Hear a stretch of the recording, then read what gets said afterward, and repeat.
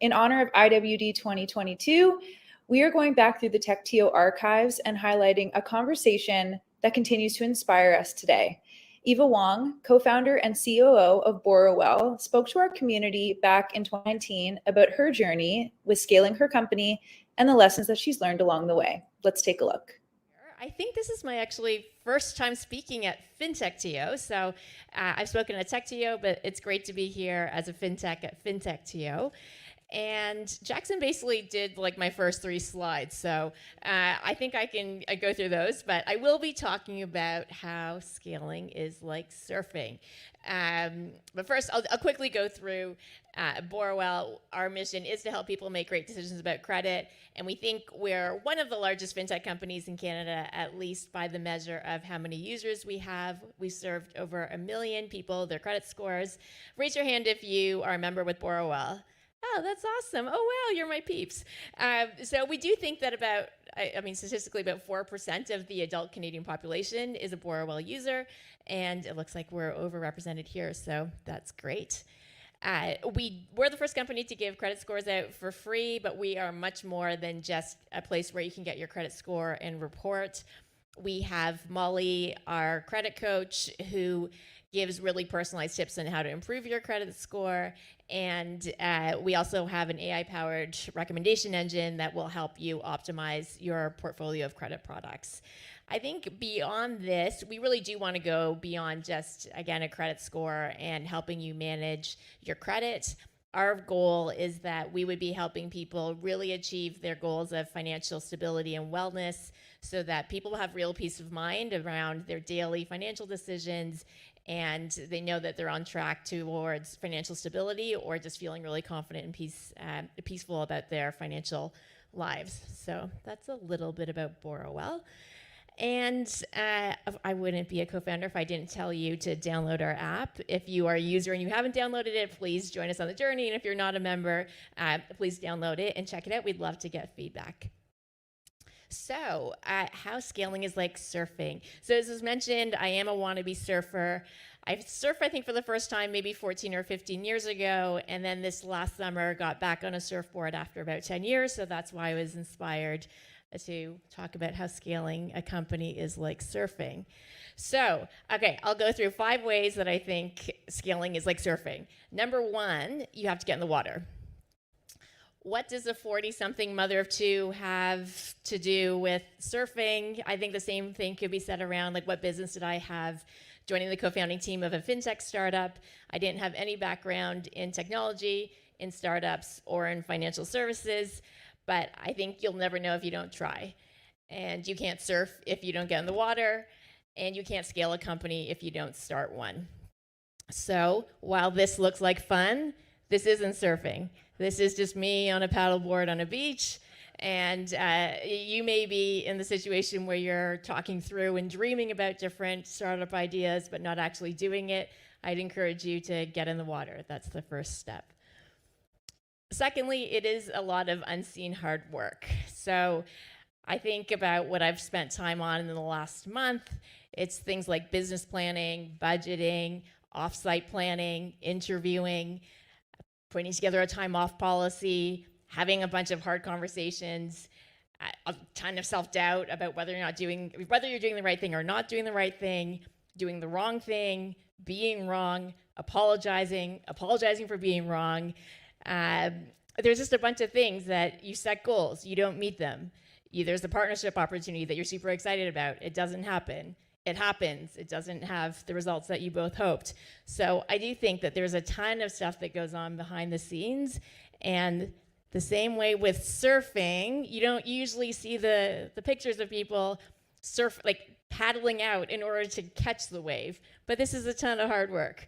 You're paddling out there, the waves are coming in, they're crashing, you're drinking a lot of salt water, and I think that's one way that surfing is like scaling, lots of unseen hard work. I think the third thing is that you have to pick the right wave. And the analogy for this is whether it's the market, whether it's a user segment, whether it's the opportunity, it's pretty important to pick the right one. And you're not going to pick the right one every single time. So I think the learning for that is when you realize you're not on the right one, it's a good idea just to start over. to get off the surfboard, surf back out, and pick another wave. And I do think this is pretty important. It's one of those things that, again, you're never going to pick the right thing 100% of the time. So you have to sort of know when to fish or cut bait. And if something's down in the water, to just try something else.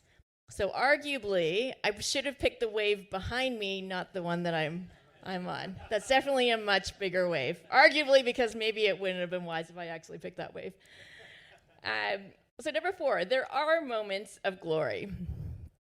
Look how happy I look surfing that wave. When you thanks. When you actually catch a wave, it's glorious. You know, everything else fades away. You're surfing that wave, and it does feel glorious. And I think the startup or scale-up equivalent of this is finding that product market fit. It's when you get that amazing customer testimonial, when you realize you've actually changed someone's life. The thing is, those moments are pretty fleeting, and they don't last that long. So I would encourage you, if you're part of a scaling company or a startup, take those emails. That's why we have customer quotes in our office. You need to remind yourselves of those moments, and when things go dark and when things are not going the way you want them to, I think it's a good reminder. Why are you doing this? It's because of changing lives and for those elusive moments of glory. So 5th, it is definitely more fun when others are along for the ride. So any surfers? Jackson, I think you said you surf. Oh, this is awesome. Does anyone know what it's called when more than one person catches the same wave? It's called a party wave. And so this is me and my son this summer catching the same wave. So it was a pretty cool moment. And I do think that with scaling, it's the same thing. Founders get a lot of the glory and I think a lot of the credit, but scaling really is a team sport. And I'm super thankful that I get to work with amazing, smart, humble, thoughtful people, many of whom are in the room. So if you're part of the Borewell team, put your hand up. And yeah, if you, thank you. Jason rightly pointed out that there are more Borewell team members in the room today than we had in total the first time I spoke at TechTO, because I think we had a team of like 6 or 7. I think there's 8 of us here tonight. So if you are looking to join the team, we're looking for an automation dev, a product designer, a full stack dev, security dev. So there's like a bunch of people who are looking. Again, I wouldn't be a founder if I wasn't always recruiting. So if you are interested in joining our team, chat with me or one of our team members. So I've talked about 5 ways that scaling is like surfing, but I do want to end on one way that I think it's not. So I'm not a real surfer, I'm a wannabe surfer, and I don't know a ton about real surfing culture, but from the outside, it seems to me like a lot of surfing is about catching the biggest wave. What makes the news is if someone catches like the biggest wave ever. I think similarly with startups and scale-ups, what do people talk about? What do people ask? They ask, A, how much money you've raised, how many people are on your team, how big is your office? All these things that I actually think don't really matter. And so what I'm going to say here, I think, is sort of startup scale-up heresy. So if I get the hook and get pulled off, I'll understand why. So I actually don't think that the ultimate goal should be making yourself a lot of money. I don't think it's even about giving a great return to your investors. I don't think the ultimate goal should be going public, even though I totally dream of this moment. And I don't think it's about being a unicorn and getting that $1 billion valuation. I know, all this startup heresy. I think what the ultimate goal should be is helping a lot of people, solving a really big problem, ideally solving a really big problem for a lot of people. And I think if that is the goal, then all those other things will follow. The cover of Time magazine, the IPO party, the house by the beach where you can surf every single day. Thank you. So, I think that's my encouragement to all of you as you're thinking about your companies, as you're thinking about starting a company, focus on the right thing. I think if you focus on helping a lot of people, solving a big problem, creating real value, all those other things will come. But I think too often in the community, we're thinking about the IPO, the growth, all that stuff. And I would just encourage all of us here in the community in Toronto and also beyond to focus on creating real value. So that's all I've got. Thanks very much.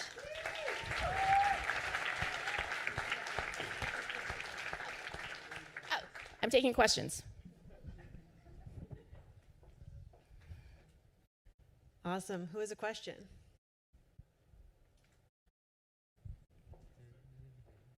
Where was that surf spot? There was palm trees and there was hotels. Where was that? So there were a few different surf photos. Some were Waikiki in Hawaii, and some were in Trinidad. I lived in Trinidad for about a year. Yes. All right, I'll ask a question. So I worked for a startup that will remain nameless that focused on a lot of those things you just mentioned, and that's when the culture sort of started suffering. So how do you stop yourself from getting caught up in we raised all this money and our industry's growing and we're getting all this recognition, and stay focused on, and being true to your values and the customer? Yeah, I think it does take a real effort to remind ourselves. And I think one of the things that we've tried to do is to understand our customer more and understand the problems that they have and the problems to be solved. So one of the things that we try to do on a regular basis is bring in a customer to talk to our team, and we'll do a fireside chat kind of thing and just understand who they are and put ourselves in their shoes. And I think that helps bring it back to something that's real as opposed to something that feels theoretical.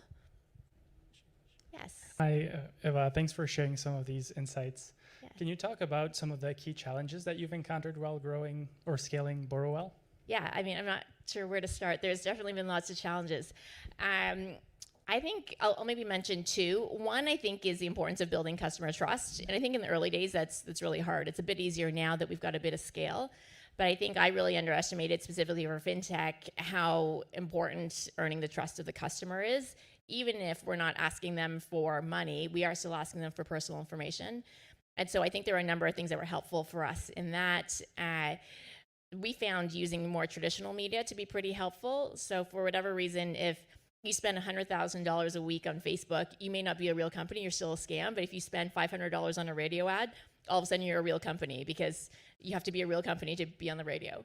So that was something that was helpful for us in building trust. I think the second thing is about priorities. I think it's always hard to turn down good things. And the problem is that there's more good things that you can do as a company than you could actually execute against. So I think for us, using a system like OKRs where we have specific goals was helpful for us in prioritizing what's really important. And then it's just as important to have a not to-do list as it is to do a to-do list. And that's an ongoing struggle, I think, for us, is what are the things that are most important to do that we want to really focus on. Hi. What's been the most interesting thing you've learned dealing with the consumer credit space? The most interesting thing, I don't know, I'm looking at my team. Is there anything? I think one of the most interesting things is how the assumptions that I have about people are just not right. And there's so many, I think, examples of unconscious bias where someone's doing something, it's it doesn't seem rational, but when you understand their thought process, it is rational in their mind. It may be rational to pay off a smaller loan that has a lower interest rate, so you feel like you're making progress, and you can continue to keep paying off debt, as opposed to what I think would make the most sense, which is paying off the higher interest loan first. So I think there's a lot of things that don't seem like they're rational from my point of view, but when you talk to a customer, it is. I think there's a lot of examples like that where things that don't seem to make sense to me, but I'm not necessarily the end user. Hi, Eva. Hello. Can you share? Are you interested in a role as an automation dev at Borewell, by the way? Yeah, an automation QA. Okay. Oh, okay. Yeah. So I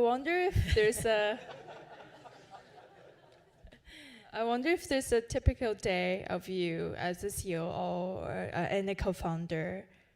I think one of the great things is that there aren't really typical days, that every day is pretty different. But I would say the things that are similar would be like one-on-ones with my team. That I do end up being in a bunch of meetings.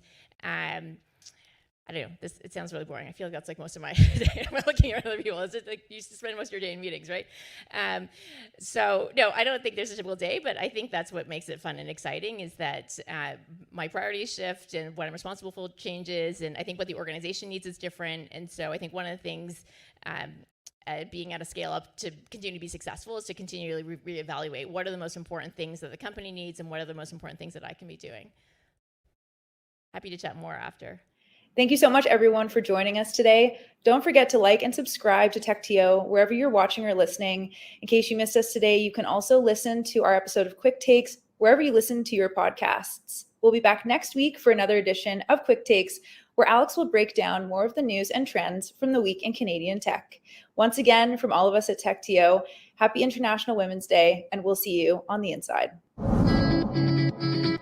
We're in the business of delivering impossible things. We're in the business of delivering things that nobody's ever seen before. If you build that culture, you'll come up with really cool and innovative stuff, and literally could be in the next multi-billion-dollar idea. So this conversation is largely going to be about scaling yourself and scaling your leadership team. I want to talk about one of the biggest struggles that I think a lot of startups face early on, which is building initial traction.